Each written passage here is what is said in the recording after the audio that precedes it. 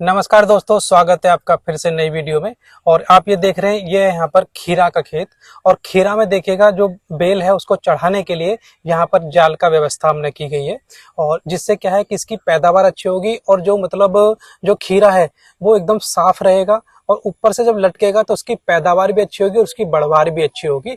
ज्यादातर हम क्या देखते हैं कि जब वो जमीन पर लगा रहता है तो जमीन की गर्मी की वजह से या फिर सूक्ष्म कीटाणु इत्यादि की वजह से या फिर जो सूक्ष्म जीव होते हैं उनकी वजह से जो हमारा ये खीरा है उसमें काफी ज्यादा नुकसान हो जाता है। लेकिन इस तरह से अगर जाल पे लगा देते हैं तो जाल उसके द्वारा ऊपर को चढ़ जाता है। तो आप दिखा दो जरा उसको भी इधर कि इस तरह से यहाँ पे जाल लगाया हुआ है। तो जाल के द्वारा बेल को ऊपर चढ़ाने की इसमें कोशिश की जा रही है, जो कि हमने ये बांस की बल्लियां लगाई, लगभग 5-5 फीट की बांस की बल्लियां हैं। और उसके बाद में प्लास्टिक की रस्सियों के सहारे और तार के सहारे इस तरह से जाल बनाया गया है। और इस जाल के सहारे इस बेल को हमने ऊपर चढ़ाने की, ये देखेंगे बेल ऊपर धीरे धीरे चढ़नी शुरू की है। और इस पर कुछ दिनों बाद अभी आप देखेंगे 10-15 दिन बाद आप देखेंगे फूल इस पर खिल रहे हैं। तो यहाँ पर फिर जो ये खीरे लगने शुरू हो जाएंगे। तो मैं आपको एक जानकारी और देना चाहूँ, तो ये एक तरह से मैं आज सल्फर के बारे में थोड़ी आपको जानकारी दूंगा।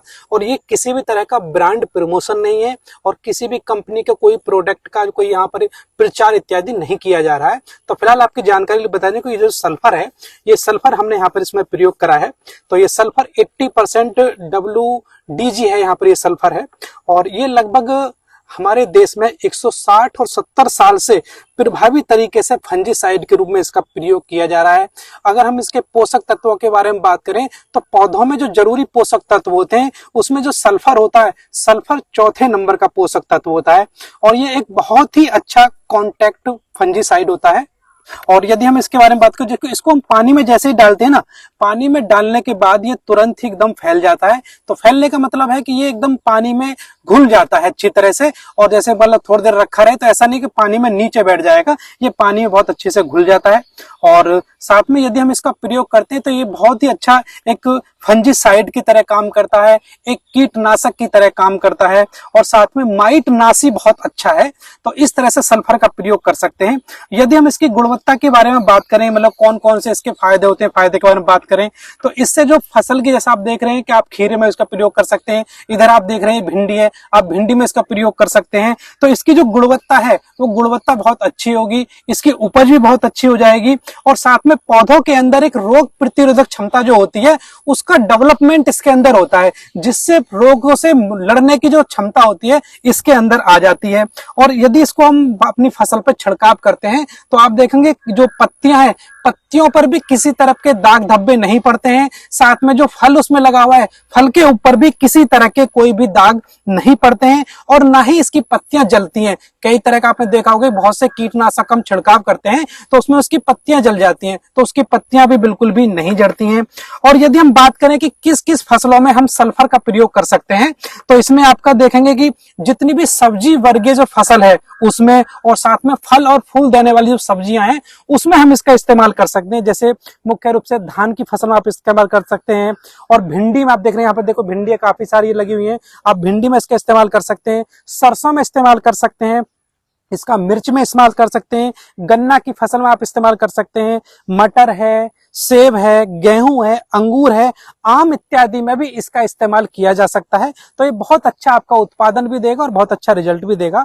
अगर हम इसके रोगों की बात करें कि कौन कौन से रोग में बहुत अच्छा काम करेगा, तो जो ब्लास्ट रोग है, ब्लास्ट में बहुत अच्छा काम करता है, रस्ट में बहुत अच्छा काम कर देगा, टिक्का रोग में, और पाउडरी मिल्ड्यू जो होती है उसमें बहुत अच्छा काम करेगा, लीफ स्पॉट में अच्छा काम करता है, बड माइट्स में बहुत अच्छा काम करता है, स्कैब में बहुत अच्छा काम करेगा।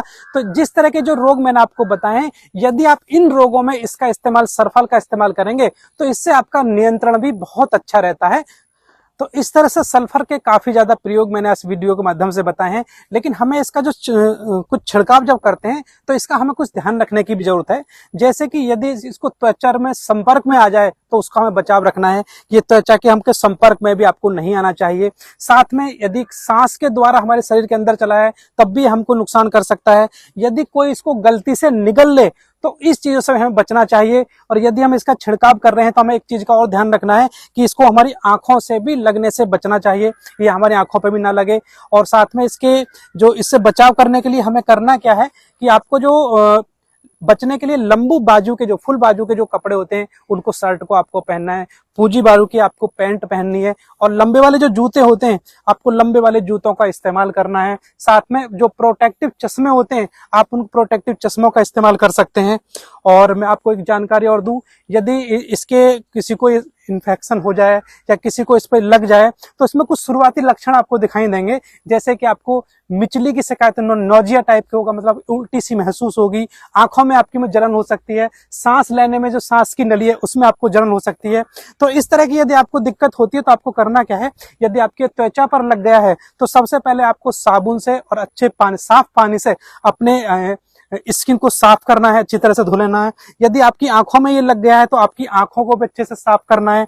और साथ में यदि कोई इसको निगल गया है गलती से तो आपको इसमें जो उससे उल्टी कराने की कोशिश करनी चाहिए कि जिससे वो उल्टी करे और उल्टी करने के बाद में वो बाहर से निकल जाए, उल्टी कराएं उसको। और यदि हम इसकी जो गंधक की जो हमारी सल्फर है जिसको हम गंधक के नाम से भी जानते हैं, यदि हम इसकी पैकेजिंग की बात करें तो इसमें 500 ग्राम की पैकेजिंग आती है, और आपकी 1 किलोग्राम की पैकेजिंग आती है, 3 किलो की आती है, 5 किलो की आती है। तो इस तरह के पैक में आपको उपलब्ध है। और यदि हम प्राइस की बात करें तो मात्र 500 ग्राम की जो कीमत है वो 125 रुपए के आसपास मार्केट में आपको मिल जाएगी, और 1 किलोग्राम का जो पैकेट है वो लगभग 300 रुपए में आपको मिलेगा। तो हर कंपनी की इसकी अलग अलग कीमत होती है, तो आप कंपनी के हिसाब से इसका प्रयोग कर सकते हैं। तो ये एक तरह का कोई भी ब्रांड प्रमोशन नहीं है, मैं आपको दोबारा फिर बता रहा हूँ, ये सल्फर के बारे में मैं आपको जानकारी दे रहा हूँ कि किस तरह से आप सल्फर का इस्तेमाल अपनी फसल में कर सकते हैं। तो इससे आपकी जो पैदावार है, पैदावार भी अच्छी होगी, फसल की जो गुणवत्ता है वो भी बहुत अच्छी होगी। तो फिलहाल यदि वीडियो में बताई गई जानकारी आपको अच्छी लगी तो वीडियो को लाइक, कमेंट और शेयर जरूर करना।